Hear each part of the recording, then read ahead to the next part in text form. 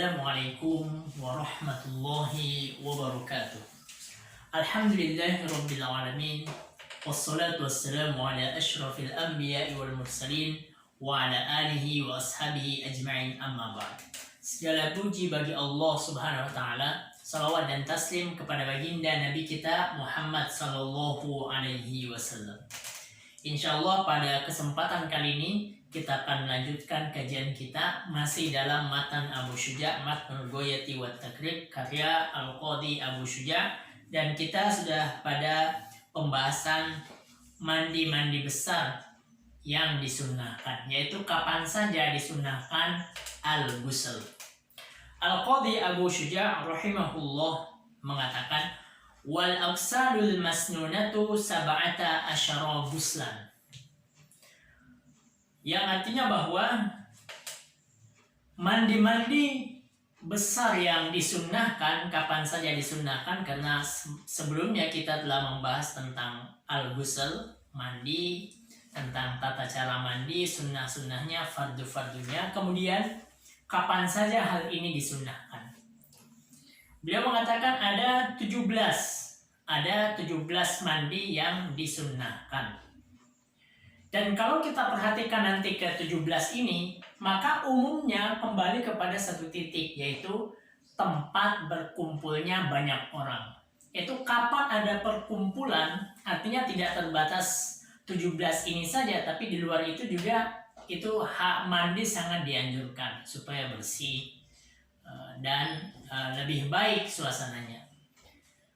Intinya ketika ada perkumpulan maka di situ disunahkan, ya. Maka dilihat nanti 17 ini umumnya karena ada perkumpulan untuk melaksanakan suatu ibadah. Yang pertama al-jumu'atu. Maka yang pertama adalah mandi wajib ketika hendak melaksanakan sholat Jumat atau di hari Jumat. Ya, sebagaimana hadis Nabiullah Muhammad sallallahu alaihi wasallam dalam Sahih Bukhari belum dikatakan bahwasanya man ata minkumul jumu'ata falyaghtasil. Barang siapa yang hendak mendatangi sholat Jumat, hendaklah dia iktisal, hendaklah dia mandi wajib. Ya. Sebagian pendapat mengatakan, sebagian kalangan ulama mengatakan bahwasanya mandi wajib ini hukumnya wajib, mandi besar hukumnya wajib di sholat Jumat ini, sebelum melaksanakan sholat Jumat ini. Kenapa? Karena hadis Nabiullah Muhammad SAW dan riwayat Bukhari juga bahwasanya guslul Jumati wajibun ala kulli muhtalim, bahwasanya mandi pada waktu Jumat itu wajib, itu hukumnya wajib. Namun dalam madhab kita ini, menurut Imam Syafi'i, madhab Syafi'i dan madhab para ulama umumnya ini mengatakan sunnah. Kenapa? Karena ada hadis lain. Di mana Nabiullah Muhammad SAW mengatakan man tawaddo'a yaumal jumu'ati fabiha wa ni'mat wa man iktasal fal ghuslu afdol. An-Nawawi mengatakan ini hadisnya sahih, yaitu barang siapa yang berwudu pada hari Jumat ketika hendak ingin melaksanakan sholat Jumat, maka itu adalah suatu kenikmatan, suatu pahala baginya. Dan siapa yang ingin mandi, maka baginya lebih utama untuk mandi. Maka yang lebih utama adalah mandi wajib, ya, mandi besar. Maka jelas ini adalah sunnah. Ya. Kapan? Bisa dilaksanakan setelah melaksanakan sholat subuh. Namun mustahab dianjurkannya sebelum seseorang ingin datang ke masjid untuk melaksanakan sholat Jumat. Kenapa? Karena waktu yang pendek, ya, dia mandi kemudian langsung ke masjid, dibandingkan setelah subuh dia mandi besar kemudian melakukan kegiatan-kegiatan yang menyebabkan ada kembali rasa aroma-aroma yang tidak sedap. Maka mustahabnya itu sebelum dia berangkat ke masjid. Ketika ada pertanyaan bagaimana jikalau ada seseorang yang ingin lebih awal datang ke masjid tetapi dia tidak mandi. Artinya bahwa kalau dia mandi dia akan datang ya sebelum waktu Jumat, artinya kemungkinan besar dia tidak akan mendapatkan shaf pertama. Maka yang mana yang didahulukan? Maka menurut para ulama Syafi'iyah didahulukan untuk mandi dulu. Ya, didahulukan untuk mandi besar dulu, kemudian untuk bersegera ke masjid. Kalau bisa dikumpulkan, ini luar biasa. Ini bisa luar biasa karena mendapatkan pahala gusul pada hari Jumat dan juga at-tabkir, yaitu bersegera melaksanakan sholat Jumat, bersegera untuk datang sholat Jumat. Selanjutnya, yang kedua dan yang ketiga, wal idain, yaitu Idul Fitr dan Idul Adha. Kenapa demikian? Ya, karena tadi berkumpulnya banyak orang. Dan yang namanya Idul Fitri dan Idul Adha ini berkumpulnya luar biasa. Berkumpul tingkat tinggi, ya, berkumpul tingkat tinggi. Bayangkan, berkumpul tingkat standar, ya, dalam agama kita itu sholat 5 waktu. Ya, di Madinah itu sholat 5 waktu banyak diadakan, di Masjid Nabawi diadakan, di musola-musola, ya, di masjid-masjid yang lain juga diadakan. Tingkat yang kedua, tingkat sholat Jumat. Sholat Jumat pada zaman Nabi hanya dilakukan di Masjid Jami, Masjid Nabawi saja, untuk laki-laki saja. Ya.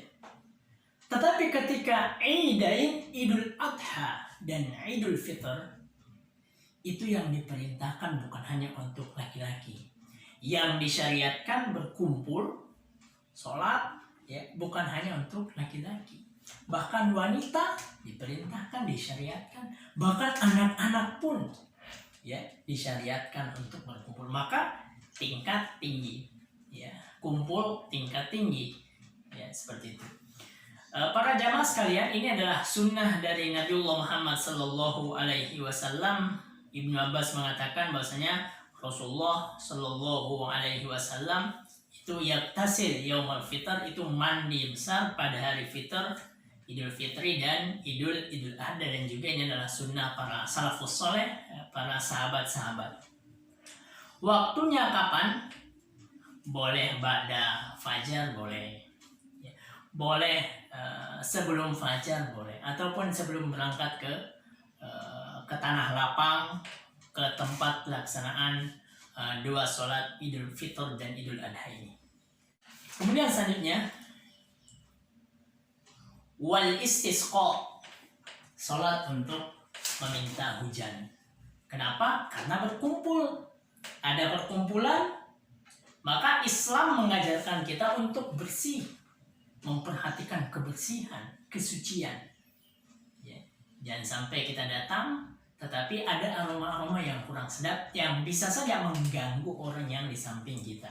Istisqa, supaya tidak ada aroma yang kurang sedap tadi, ya, seperti itu. Kemudian wal kusuf, ya, wal kusuf, al kusufu wal khusuf, ya, gerhana, ya, baik itu al kusuf gerhana matahari ataupun al khusuf gerhana untuk bulan, yang merupakan di antara tanda-tanda kebesaran Allah Subhanahu wa taala, ayatan min ayatillah Subhanahu wa taala.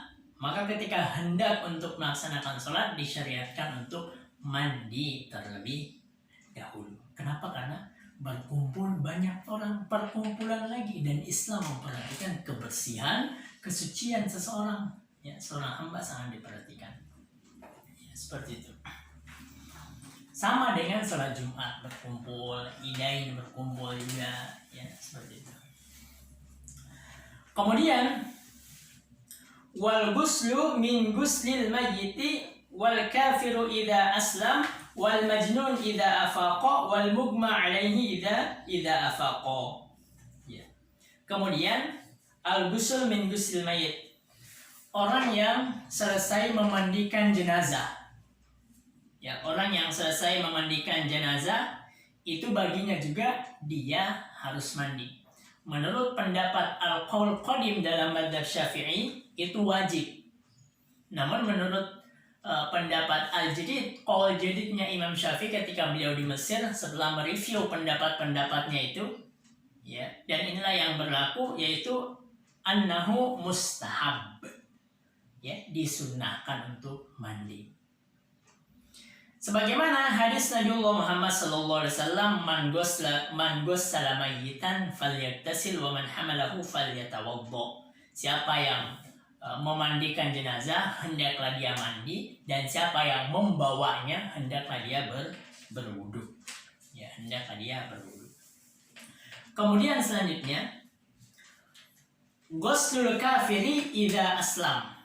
Ya, orang kafir yang masuk Islam, maka disunnahkan baginya untuk mandi.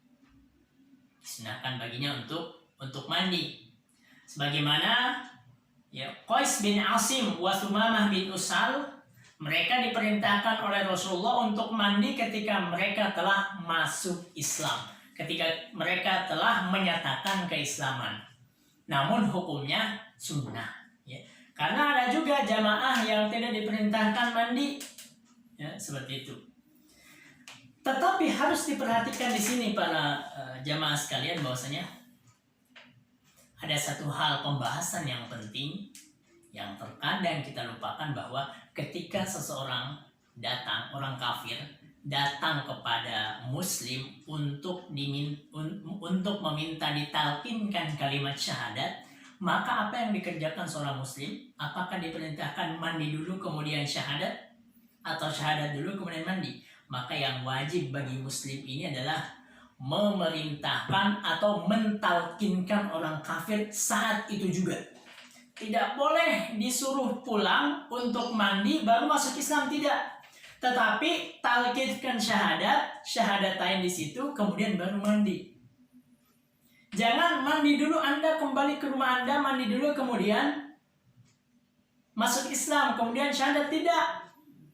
Ini berbahaya. Kenapa? Karena saat itu seseorang yang menyuruhnya mandi dulu kemudian syahadat, dia rela saudaranya tersebut, ya, orang kafir tersebut, ya, rela masih berada dalam kekafiran. Kita tidak tahu apa yang terjadi ketika dia kembali ke rumahnya, ketika dia hendak mandi, kita nggak tahu. Maka ketika datang seseorang, itu yang harus dikerjakan, ditalkinkan syahadat, ya, dituntun untuk bersyahadat. Barulah kemudian setelah dia syahadat, dia mandi. Karena mandi besar ini ibadah. Apalagi jika dipastikan bahwasanya orang kafir ini, ya, telah terjadi padanya hal-hal yang mewajibkan mandi, misal janabah, maka berubah. Dia harus mandi saat dia menyatakan keislamannya. Ya, karena saat itu dia sudah masuk Islam, ya. Kemudian barulah kita perintahkan dia untuk mandi. Kemudian selanjutnya, guslul majnun idza afaqa wa kadza al-mughma alaih. Orang yang gila. Orang yang gila ketika dia sadar, ataupun orang yang pingsan ketika dia terbangun dengan kesadaran. Kenapa? Karena Imam Syafi'i mengatakan majunna insan, tidaklah seseorang gila kecuali ada sesuatu yang keluar, illa inzal. Maka kemungkinan besar orang gila ini itu ada sesuatu yang keluar darinya yang mengharuskan dia untuk mandi besar. Mohon maaf, mani. Jadi orang gila ketika dia sudah kembali waras, maka dia harus mandi, karena mavinna khuruji asyai, kemungkinan besar. Namun Imam Syafi'i mengatakan tidaklah seseorang gila kecuali ada yang keluar, dan keluar itu mewajibkan untuk mandi. Ya. Sebagaimana tidur yang membatalkan wudu. Ya. Kita telah menjelaskan tentang bagaimana tidur itu sendiri yang membatalkan wudu dan yang tidak membatalkan wudu. Karena itu tadi kemungkinan besar terjadi hadas saat itu. Begitu juga dengan orang yang pingsan, kemungkinan besar terjadi sesuatu yang mewajibkan mandi saat itu. Maka saat dia terbangun, ya, sadar, maka disunahkan baginya untuk mandi. Kemudian ini yang berkaitan dengan umroh ataupun haji, ya. Dikatakan sini wal ghuslu indal ihram walidukhuli Makkah walil wukuf bi Arafah walil mabit di Muzdalifah waliramil jimari thalath walit tawaf walis sa'i walidukhuli Madinati Rasulullah sallallahu alaihi wasallam. Kemudian selanjutnya mandi ketika ihram, ya. Ketika ihram, sebagaimana hadis Nabiullah Muhammad sallallahu alaihi wasallam menjelaskan tentang hal ini, ya. Antaktasila lil ihram, hendaklah iktisal, hendaklah mandi, ya, ketika hendak melaksanakan ihram. Apakah ihramnya untuk haji ataupun untuk umroh? Semuanya sama, ya, semuanya sama. Kalau dia tidak mendapatkan air, orang yang ihram ini, orang yang muhrim, jadi di sini muhrim, ya, bukan terkadang kita salah. Oh, nggak boleh menikah karena bukan muhrim. Oh, ini bukan muhrim. Harusnya bukan mahram, ya. Jadi seperti itu, muhrim itu orang yang berihram. Kalau dia tidak mendapatkan air, maka yakfihi al-wudu, maka cukup baginya untuk berwudu. Cukup baginya untuk berwudu. Ini tentang ihram, ya. Kemudian yang selanjutnya dukhulu Makkah, ya, dukhulu Makkah, ketika hendak masuk ke Mekah, ya. Karena ini juga perbuatan Nabiullah Muhammad sallallahu alaihi wasallam, ya.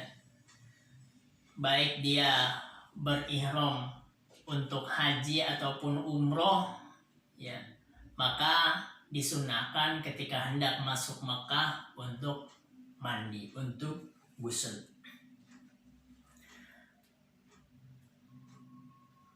Selanjutnya di sini disebutkan bahwasanya al-wuqufu bi Arafah, ya, ketika hendak wukuf di Arafah. Ini juga disunahkan untuk mandi. Kenapa? Karena ya tempat berkumpulnya banyak orang juga. Ketika seseorang wukuf di Arafah, ya, ketika perjalanan yang dari Mekah menuju Arafah itu disunahkan juga untuk mandi, ya. Dan diutamakannya mandinya di Namiroh, ya, di Masjid Namiroh. Semoga Allah merezekikan kita semua untuk melaksanakan ibadah haji. Amin amin ya robbal alamin. Nabi menyatakan al-hajju Arafah. Haji itu adalah Arafah, wukuf di Arafah, tempat berkumpulnya banyak orang dari segala penjuru dunia, banyak negara, ya, semuanya berkumpul di situ. Kemudian setelah itu walil mabit di Muzdalifah. Namun menurut pendapat yang lain, ashab Syafi'iyah mengatakan la yustahab, ya, tidak disunahkan untuk tidak disunahkan untuk mandi ketika mabit di Muzdalifah. Menurut pendapat yang sahih. Walirami al-jimar al-thalas, ini juga disunahkan untuk mandi ketika hendak melempar jumroh, Jumratul Aqabah pada hari-hari tasyrik 11, 12, 13 Zulhijjah, ya. Setiap hari dia mandi. Yaktasilu li kulli yaumin guslan, maka mandinya 3 kali, 11, 12 dan 13, ya. Kenapa? Itu tadi karena saat itu, momen itu, tempat berkumpulnya banyak orang. Yajtami'u fihin nas, banyak orang yang berkumpul. Maka sama dengan sholat Jumat, sama dengan Idain, sama dengan tempat-tempat perkumpulan yang lainnya, disunahkan untuk mandi, ya, untuk 3 hari ini, ya, 3 hari ini. Wa qana Syafi'i al-istibab bil ghusl hadhihi salasati al-qadim lian nas yajtami'una fihi fa yustahabbu lahu al-iktisal, ya, seperti itu. Kemudian selanjutnya walid tawaf, ketika tawaf, ya, ketika tawaf, baik itu tawaful ifadah, tawaful qudum, tawaf wada, ya, dan yang lainnya. Intinya ketika tawaf juga disunahkan untuk bersih. Kenapa? Ya sekali lagi karena tempat berkumpulnya banyak orang. Tempat berkumpulnya hamba-hamba Allah Subhanahu wa Ta'ala untuk melaksanakan ibadah, maka disyariatkan kebersihan, kesucian diri, tempat berkumpul, ya, tempat berkumpul seperti itu. Kemudian kemudian wali sa'i, ketika sa'i, ya, seperti itu juga walidukhuli Madinati Rasulullah sallallahu alaihi wasallam, ketika hendak masuk ke Madinah. Hendak masuk ke Madinah Rasulullah Muhammad sallallahu alaihi wasallam. Demikian pembahasan kita tentang momen-momen disunahkan mandi besar. Semoga bermanfaat bagi kita. Kita lanjutkan pada kajian berikutnya. Demikian, wallahu taala alam bisawab. Wassalamualaikum warahmatullahi wabarakatuh.